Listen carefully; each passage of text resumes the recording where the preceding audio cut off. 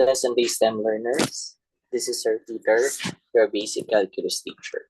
So this is a special video lesson made for you for us to discuss the last remaining topic, which is lesson 2.9, the problems involving related rates.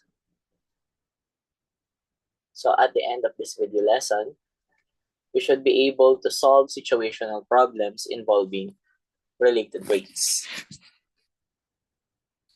So when we talk about related rates, sometimes it is related to the time element. So if you wanted to solve a derivative, like say for example, we are solving the function y is equal to 5x, then we are actually getting the derivative with respect to x. So that's dy over dx, and that is 5.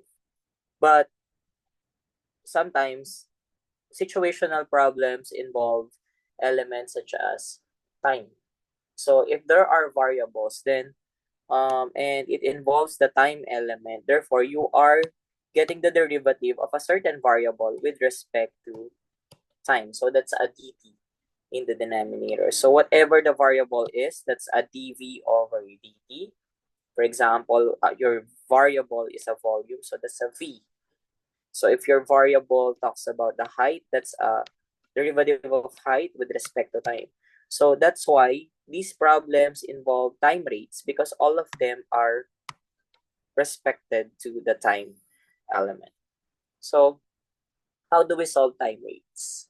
There are 8 steps to follow. Number 1, if possible, you have to provide illustration for the problem that is valid for any time t. So you have to study this one because on the periodical examination, you will be asked to illustrate the problem. So make sure step 1 is properly studied because you will be asked to draw the problem. Step number 2, you have to identify those quantities that change with respect to time and present them with variables. So usually you put it as dv over dt, or sometimes it's dh over dt, or dr over dt. So it depends on the given, okay? Which of the, since calculus is the mathematics of change, for sure there is a variable that changes as time changes as well. So that's the relationship of those quantities. Now, when we assign quantities and they change with respect to time, if it is something that is positive, sometimes now our dv and dt could be positive or negative. Okay. Step number 3, we write down any numerical facts about the variables. And then we interpret each rate of change as the derivative of the variable with respect to time. So remember that if a quantity decreases over time, then the rate of change is negative. So this is what I'm telling a while ago. If it decreases, then your derivative must be negative. But if it increases over time, then your derivative should be positive. Step number 4, we identify what is being asked in the problem based on which rate are we computing. So we're actually sometimes looking for the how the height changes with respect to time, so that's dh over dt, or how the radius of a certain quantity changes over time. So it depends. For step number 5, we will use our knowledge in geometry. So it is a must that you know the formulas of our three-dimensional figures, such as a sphere, a cylinder, a rectangular prism, and so on. So we will go back to the basic of your geometry. And sometimes there are also problems that involve trigonometry, so it will be depending on the relationship shown on the variables of the given equation. But all of them are valid at any time t. Step 6, we differentiate the equation in 5 implicitly with respect to time. So we will go back to our previous topic, which is implicit differentiation. But we are not implicitly getting the value of the derivative with respect to x, but we will be applying implicit differentiation with respect to time. Step number 7, we will substitute into the equation of obtained in number 6 all the values that are valid at a particular time of interest. Sometimes some quantities still need to be solved by substituting the particular condition written in step 4 and step 6. So they are all connected with each other. And then we solve what is being asked in the problem. Step number 8, of course, it is a must that we need to conclude. Form a concluding statement that will answer our problem. Do not forget to include the correct unit of measure. If this in centimeters per second or what inches per minute, it will depend on what is being asked on the problem. So let's have the first example. So example 1, a spherical balloon is being inflated at the rate of 350 cubic centimeter per minute. How fast is the radius of the balloon increasing when the radius is 5 centimeters? So first, we need to illustrate on step number 1. So this is how we illustrate a balloon that is being inflated. So the rate is at 350 cubic centimeter per minute. And you simply write the given. So that is R is equal to 5 centimeters. Next, we identify the rate of change. So the rate of change is indicated by this given. So this is actually the volume of the spherical balloon with respect to time. So we can write it as dV over dt. So that's 350. And then the other given are, this is step number 2, that's 5 centimeters based from the illustration, the radius of the balloon. And we wanted to find that as the volume of the spherical balloon changes, how fast does the radius of the balloon changes as well? So that is a derivative of R with respect to time. So this is step number 4. For step number 5, we will write the geometric problem.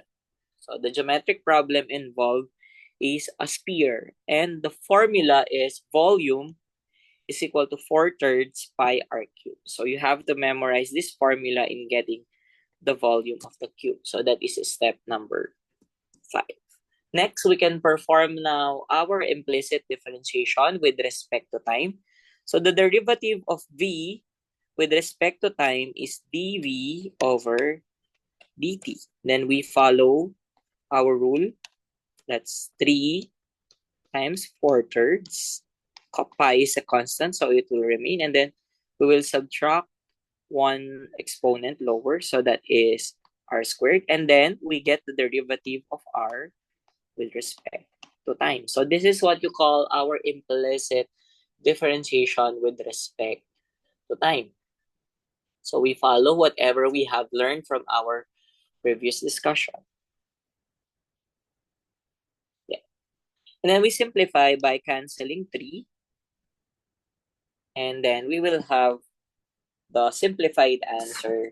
The derivative of v with respect to time is equal to 4 pi r squared, derivative of r with respect to time. So observe that in the given, our dv over dt is already given. So that will be replaced in step number 7. So for step 7, for the continuation, we will replace the value of dv over dt, which is 350. So that's the substitution property.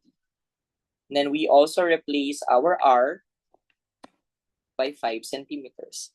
So we simplify what is 5 squared. So that becomes 25 square centimeters, 4 pi. Then we have the derivative of r with respect to time. And then to solve for what is being asked in the problem, remember we are solving for the derivative of r with respect to time, meaning how the radius of the balloon changes. So that's a derivative that we are computing. So it is necessary that we divide both sides by what? 4 pi times 25.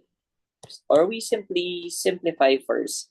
What is 4 times 25? So that is 100 pi. Then we divide both sides by 100 pi. So that becomes dr. So this will be cancelled. So what will remain is our dr over dt is equal to 350 cubic centimeter per minute over 100 pi square centimeter. Then we will cancel square centimeter and centimeter so that our unit will be a centimeter per minute. So what is 300? Input on your calculator 350 over 100 pi. I think in your scientific calculator, you can right away put the value of pi. And then your final answer should be in 2 decimal places. So the answer will be 1.11 centimeter per minute. So in conclusion, the rate at which the radius of the balloon is increasing is 1.11 centimeter per minute. So this is your dr over E. So notice that as the spherical balloon is inflated by 350 cubic centimeter per minute, the radius of the balloon changes 1.11 centimeter per minute. So this is how amazing related rates is, because it could be able to solve the changes in the value of the volume at the same time as the radius of the balloon also changes value with respect to time. Let's have the second example. A plastic container in the shape of a cylinder is being filled with coconut juice at a rate of 450 pi cubic centimeters per second. So if the radius of the plastic container is 20 centimeters, how fast is the height of the coconut juice rising? So in this given example, for step 1 to 4, so observe how we draw the illustration. So we have a given, the radius of the cylinder is 20. We're looking at how fast the height changes. So that's dh over dt. That's what's being asked in the problem. And as you observe, as we fill in the plastic container with coconut juice, the water level also changes value in terms of height. So this is what we wanted to know, okay? So for the given, we have dV over dt, which is 455 cubic centimeter per second. Our radius is 20 centimeters. So both step 2 and 3 could be interchangeably used. And we are actually, what is being asked in the problem, that's step number 4. That is how the height changes over time. That's why it's a dH over dt. Of course, for step number 5, we need to illustrate it using a formula in geometry. How do we get the volume of the cylinder? Take note of this one. The volume of the cylinder is pi r squared. This is the area of the circle times height of the circle. So that makes it a 3-dimensional figure because we are multiplying the area with respect to height. The area of the circle, which is pi r squared. Now, we can implicitly get the derivative now. The derivative of v is dv over dt, then 2 pi r, right? But what is the problem here is that there are 2 existing variables in the equation. So I think we still need to simplify by substituting r right away. So maybe we could substitute first r with 20, and then what's the square of 20? So it is 20 times 20, that is 400, right? So our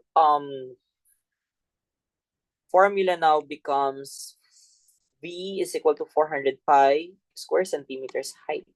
So since we only have two existing variables, then we can now perform implicit differentiation. So take note of that.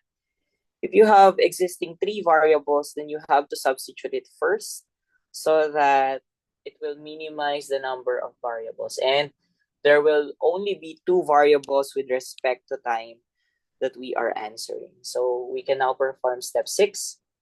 So the derivative of v with respect to time, that's the implicit differentiation. And then we have 400 pi. And then simply get the derivative of h. So that is a derivative of h with respect to time. So we just retain the constant value. And then we can replace now in step number 7 the value of dv over dt, which is 450 pi. So let's continue using step number 7. So we replace this one by 450. Okay. And then how do we get dh over dt? By dividing 400 pi both sides, right? So that it could be canceled. And then this will remain, no? The quantity that we are actually looking for. So let's continue by dividing. So that becomes a 450 pi cubic centimeter per second over 400 pi square centimeters. So look at the quantities. The pi could be canceled. Cubic centimeter and square centimeter could be canceled. So in your calculator activity, you'll simply divide 450 and 400. So you will get dh over dt, or the derivative of height with respect to time, is 1.13 centimeter per second. So for our conclusion, the rate at which the height of the coconut juice inside the container is increasing is 1.13 centimeter per second. So as we fill in coconut juice inside the plastic container, the height of the level of juice also increases inside the container. And all of those are with respect to time. Let's have the third example. So gas is being released from a spherical balloon at a rate of 30 cubic inches per second. What is the rate of change of the radius of the balloon when the diameter is 48 inches? So this is a different problem because in example 1, we are inflating a spherical balloon. But in this example, we are actually releasing the gas outside the balloon. So it's already inflated. So we are simply releasing it by 30 cubic inches per second. So for step 1 to 4, you have to illustrate it. So our R, since our given diameter is 48 inches, so we will simply get half of the diameter. So that will be our R, because we don't need the diameter in computing, okay, for the volume. We need R. So therefore, our R is 24 inches. Next, the derivative of the volume with respect to time is negative 30. So why is it negative? Since we are releasing the gas, so there is an increasing function as observed. So instead of positive, we will assign it as negative 30. And of course, we are looking how the radius of the balloon changes with respect to time. So again, the formula does not change because this is already known since your geometry days. To get the volume of this sphere, that's 4/3 pi r cubed. And then we will apply implicit differentiation with respect to time. So that becomes a dv over dt is 3 times 4/3 pi r squared, the derivative of the radius with respect to time. Then we will cancel 3 and 3. So we'll have a simplified form, which is dv over dt is 4 pi r squared, the derivative of r with respect to time. So since we already have a value of dv over dt, we can replace it by negative 30 in step number 7 so that we can solve dr over dt. So for step 7, we have dv over dt is equal to 4 pi r squared dr over dt, replacing dv over dt by negative 30.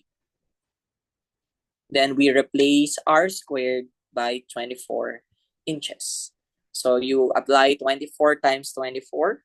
So you square this one and then multiply it by 4.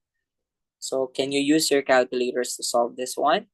What is 24 times 24 and then you multiply it by 4. So you should be getting 2,304 pi square inches dr over dt. Of course, to solve for dr over dt, we need to divide both sides by 2,304 pi, right? So again, this is a calculator activity.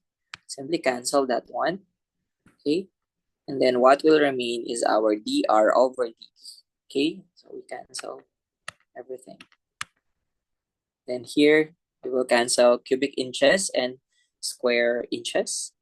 Then in your calculator, you simply encode negative 30 divided by 2.304 pi. Can you try that one in your calculator? So our dr over dt will be, you should be getting this one. So it will give you an exponential notation. So this is the final answer. It's negative 0.004 when we move decimals. Okay, so it's inches per second. So the answer is the rate at which the radius of the balloon is decreasing or changing is negative 0.004 inches per second. Let's have example 4. A beaker in the shape of the right cylinder is filled with water. If its diameter is 10 centimeters and being drained at the rate of 30 cubic centimeters per second, how fast is the level of water dropping? So this is actually the same with example 2, but it was filled with water already, but now this time we are draining it, okay? So it also, draining also entails a negative derivative. So when we illustrate the problem, so this is the beaker filled with water.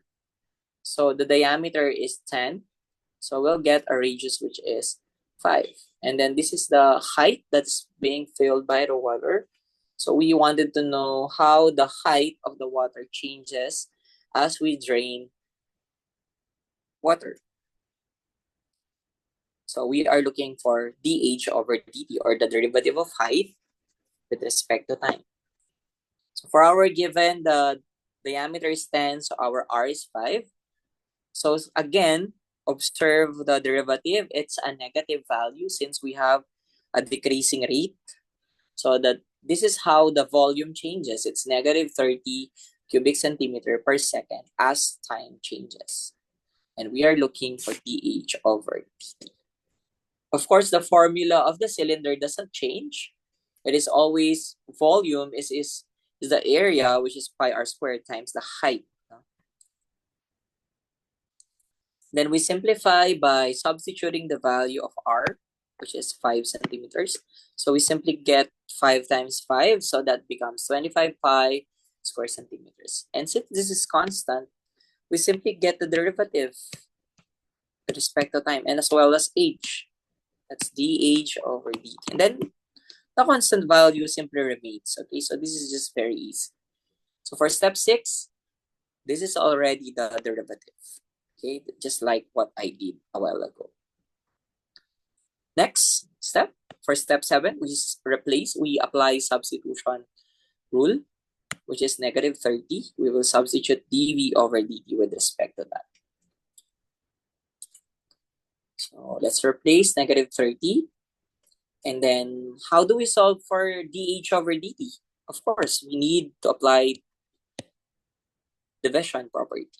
Okay, so we will divide 25 pi both sides so that it will be cancelled. So that becomes, so look at how we cancel everything. Our cubic centimeter and square centimeter will also be cancelled. So for your calculator activity, we simply encode negative 30 over 25 pi. And of course, your calculator will reflect this. Our derivative of height with respect to time is negative 0.38 centimeter per second. For our conclusion, the rate at which the level of water on the beaker is decreasing or dropping is negative 0.38 centimeter per second. So this again is part of your periodical examination. So make sure that you study well your step 1 to 8, okay? Because for sure, one of these problems will appear on your item 46 to 50. So this is the purpose of creating this video lesson. This is for you to answer performance task number 2 and the last part of the periodical examination. So I hope you are reviewing now at the moment. So again, I'm ending this video lesson. This is Sir Peter, your basic calculus teacher. Good luck on your examination.